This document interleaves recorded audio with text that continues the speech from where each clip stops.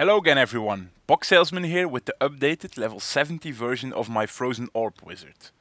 I changed a few things, but it's still much the same like my level 60 Orb Wizard. I'll be doing a demonstration run at the end of my little talk and showing everything, so if you want to see that first, just skip ahead in the video. Okay, let's first get into the skills, I guess. I'm using Magic Missile at the moment with Glacial Spike. But this is only because I have a Mirror Ball, which makes Magic Missiles fires 2 extra missiles. If you do not have a Mirror Ball, you should be using Electrocute with Forked Lightning if you have Arcane Power on crit items, and Surge on Power if you don't have Arcane Power on crit items.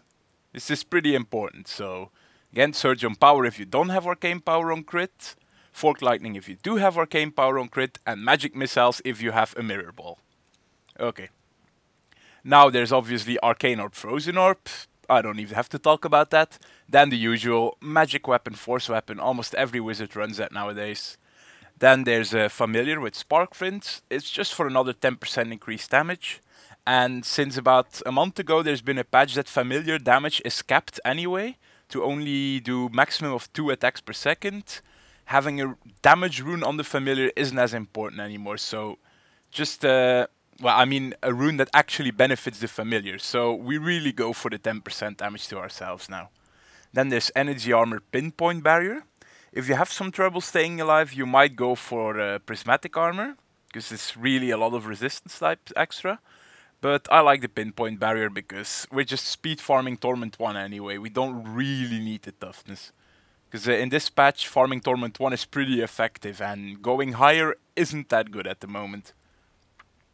Okay, then there's Black Hole Absolute Zero. This is obviously a new one.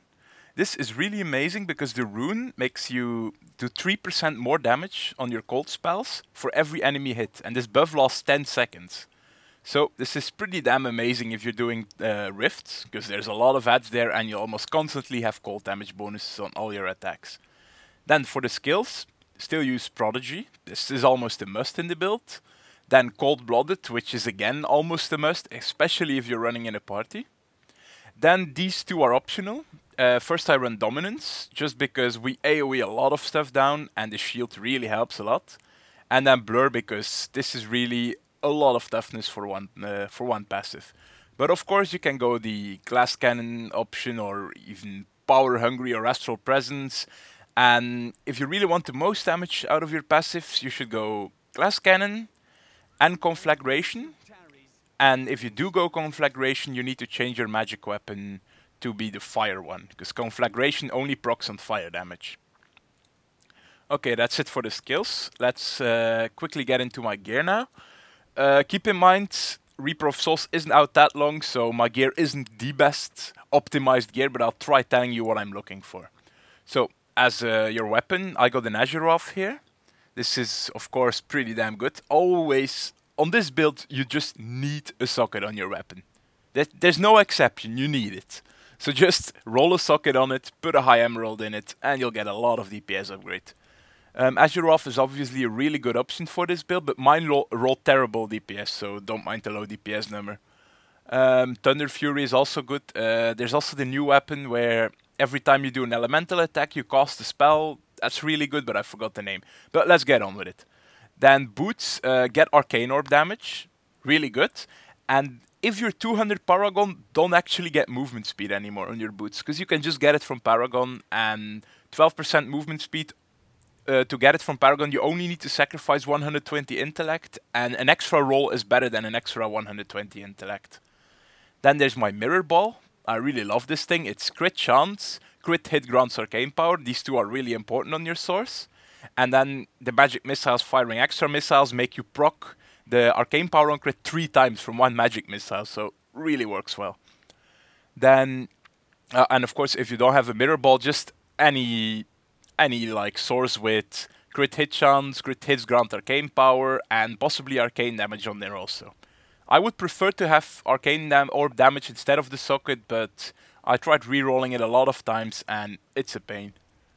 Then there's the Stone of Jordan I used just because of the cold skill damage, crit chance, damage against elites, but I'll just talk about this ring instead. Just prioritize crit hit chance and crit hit damage. Those two are really important, and attack speed is less important than those two. So I just went for intellect and all resists. Then the pants are just the same, really, just intellect, armor, vitality, whatever you get on it. Pants just aren't that important, really. It's easy to know which rolls to get on them.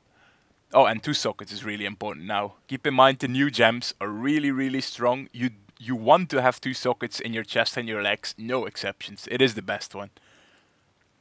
Then, as a belt, I'm still using my 60 Witching Hour because I can't find a damage upgrade for it, but of course I want to replace it by the level 70 Witching Hour, eventually. Then, bracers with cold skill damage and crit chance. That's just the 2 rolls you need to have on them, and of course intellect also. These are just special ones to give you some movement speed, really useful. Then the chest, again, intellect, vitality, all resists, or some armor, whatever, and 3 sockets. You see, this thing gives me more intellect than the actual intellect roll on it, so sockets, important. Then the shoulders. These shoulders, you kind of ignore the stats, because the stats rolled kind of incorrect. I'd rather have some vitality than life regen, but the resource cost is actually pretty good. I took it over the increased area damage, because I already have 50% from my talents, and it really helps to spam your arcane orb. Then the gloves, try to either get trifecta or crit hit damage and chance. I really think the damage and the chance are almost necessary on the gloves for this build, because this is a really good place to get them. So I guess most people would just get intellect, vitality, damage and chance, but I just like the resource cost. And because of speed farming torment 1, I don't really need that much toughness. Then the amulet, again, you need to have crit hit chance and damage on this. This is one of the best places to get it. Well, not actually one of the best, it is the best place to get it. Amulets can roll up to 100% damage, 10% crit. And then on the helm, you probably want crit hit chance on this also, but keep in mind helms can roll arcane orb damage. So this is a really good place to get some more damage on your arcane orb also. So to have a perfect helm, I would rather have the vitality be 6% crit, but I can't reroll 2 stats. Okay, that's all my gear, I think. And now let me show you the Paragon points. I just put movement speed until I'm capped. I don't have any movement speed on my gear, so I just went full 25% and then dump anything you got left in intelligence. Then in offense, I went for crit hit chance, just to proc more arcane power on crit. So even if your crit hit chance gives you slightly less DPS increase than taking crit hit damage, it might still in reality give you more because of arcane power on crit. Keep in mind though, if you have very high crit chance and very low crit hit damage, then crit hit damage actually becomes the better option to take first. But for now, prioritize chance and then damage. In defense, resist all is really good. It beats most of the other ones. And life, I'm not a big fan of that because getting more life just means you have to regenerate back more life also. And because of the expansion, and lifesteal being removed, I found life regeneration to be very strong because you get quite a lot of it for every point you spend in it. So as a secondary, I go for life regeneration. Then in utility, area damage as the first one. Just, it beats everything. Maybe you want life on hit as the first one, but you'll be missing out on so much damage because Black Hole groups them up nicely, then you Frozen Orb on them and the area damage just goes insane. If you don't know exactly how area damage works, every hit you do, every time you do damage, you have a 20% chance to do half of that damage, but this is the half, 50% of that damage, to all the targets around it. So if you shoot a group of 10 targets, every single target of that has a 20% chance to do 50% of the damage to all the targets around it. So this is one of the things that the more targets you are hitting at the same time, the better it becomes on every single target. I've often been killing blue packs by just pulling them together with some other ads, firing 2 Frozen Orbs and they're dead already. So I think that's for all the talking. I'll just be getting into a rift now. Keep in mind this is Torment 1. I just do Torment 1 because in my opinion it's the most efficient to get legendaries at the moment. Especially since they buffed the drop rate from Torment. And going higher torments doesn't really justify the increased time spent. So let's get into a rift.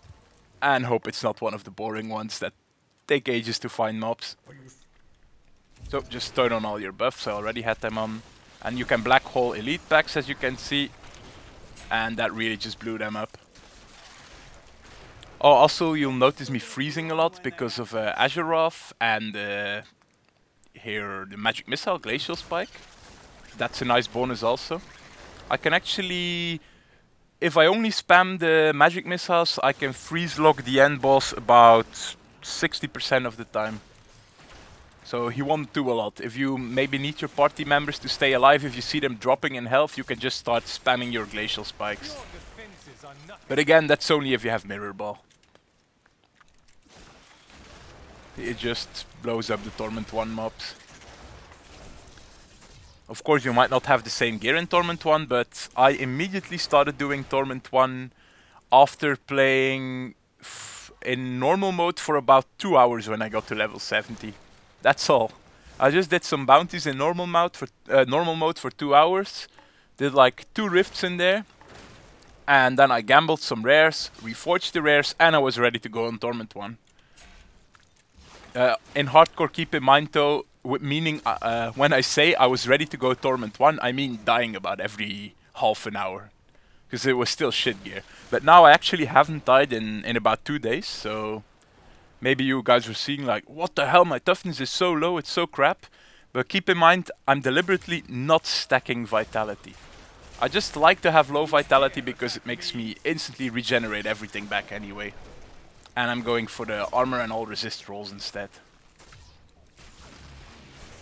And yeah, I haven't died in 2 days of playing like over 10 hours a day, so this amount of toughness can perfectly survive on this Torment. As long as you have enough healing. And if your toughness isn't all stacked into vitality. And here's the next level. Oh, this place.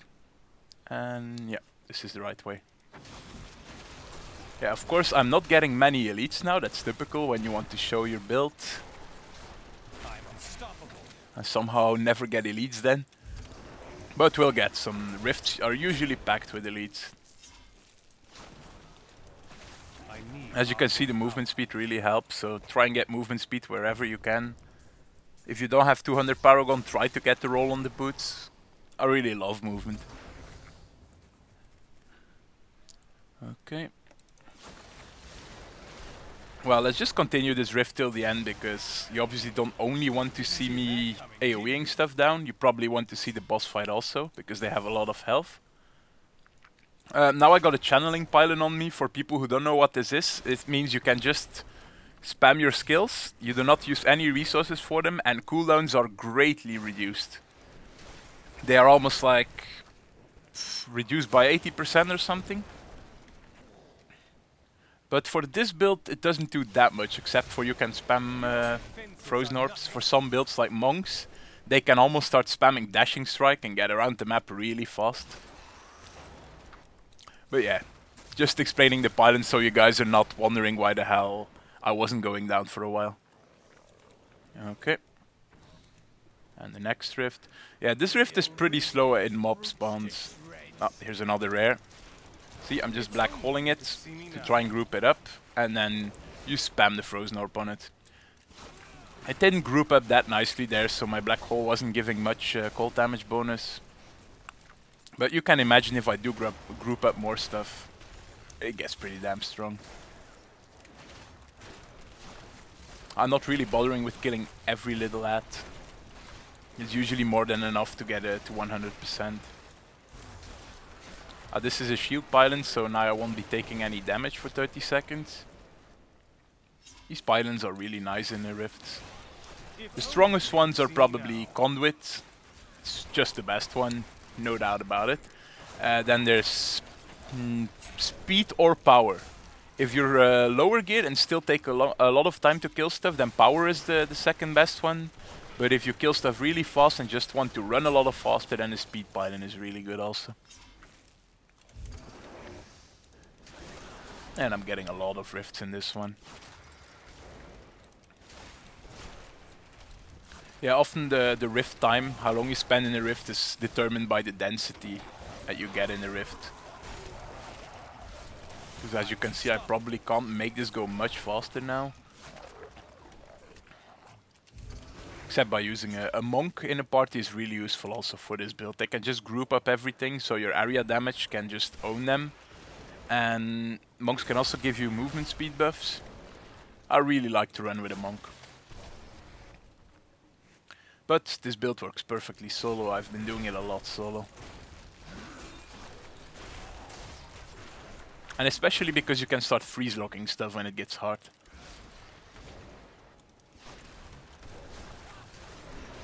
Okay. Your grave awaits.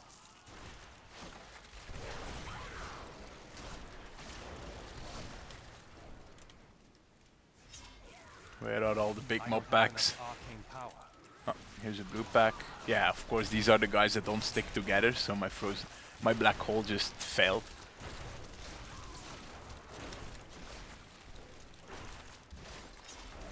Did they just disappear? I guess they died. That was strange, they just disappeared. If only they could see me now.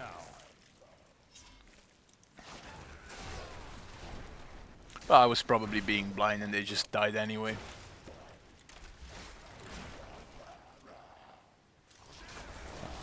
Rare pack. See, group them, and as you saw, my first frozen orb, well, there were still ads around him, hit way more than the others. It took about 40 million health of the elite, so that's the area damage you see working there.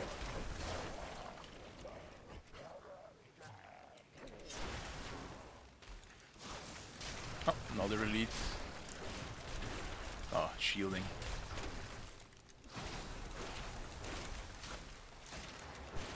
And that one's dead. I could handle higher torments, but I don't feel it's as effective. And more elites, 2 elite packs at the same time, that's always nice.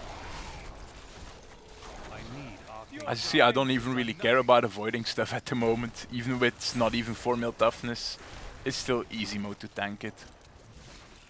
Because I'm constantly getting a shield. Anything I kill gives me the shield. It's really an amazing passive dominance. Oh, and I managed to get to the end of the rift, so let's try and fight some more ads here. It's only 1% left, so this shouldn't be a problem.